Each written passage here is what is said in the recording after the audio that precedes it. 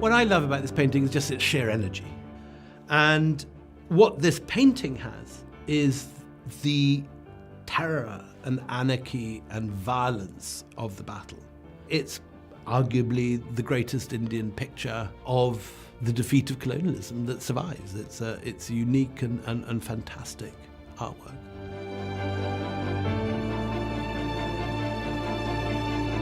So in the 18th century, India is in anarchy. The Mughal Empire, which has dominated the subcontinent for 200 years, has broken into a million pieces. And one of the strongest new states is the Mysore state of Hyder Ali and his son, Tipu Sultan.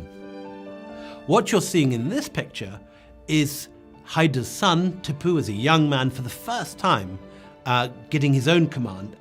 Tipu Sultan was probably the most effective opponent that the East India Company ever faced. Tipu showed that the Indians could fight back, that they could win, that they could use European tactics against the Europeans and defeat them. The first time that a European army is defeated in India is this battle, Pollilur.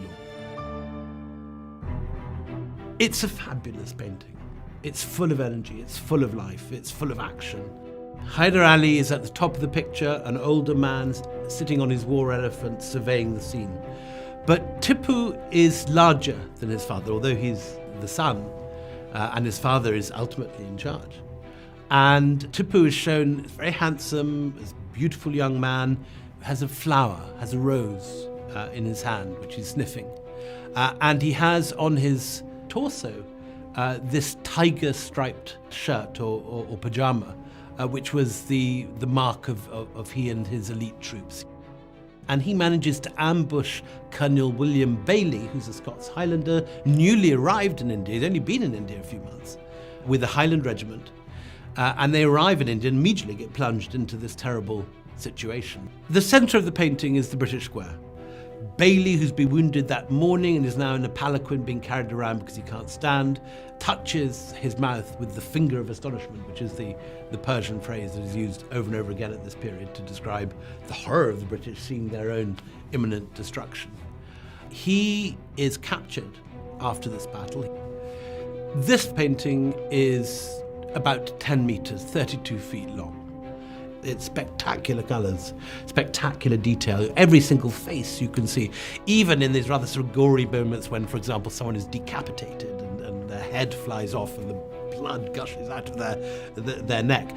Every little detail of the physiognomy is there. It's very sort of cinematic, very Bollywood. It's unclear when this artwork was created. Ironically, the painting that we have now may well have been commissioned by Europeans, copying the mural that Tipu put up on his summer palace, Darya Daulat Bagh in Srirangapatnam, near Mysore. This was Tipu's first great victory. And it wasn't just his first great victory, it was really the first time. It's very sort of cinematic, very Bollywood. It's unclear when this artwork was created. Ironically, the painting that we have now may well have been commissioned by Europeans, copying the mural that Tipu put up on his summer palace, Darya Daulat Bagh in Srirangapatnam, near Mysore. This was Tipu's first great victory. And it wasn't just his first great victory, it was really the first time that Indian forces managed to really defeat a major European force in the field. There is simply no better picture of an 18th century battle in India surviving. This is the great masterpiece, and it's also in a near perfect condition. The colours are completely vibrant, the detailing is astonishing. You can just see every single individual face, the horror, the excitement, the bloodlust.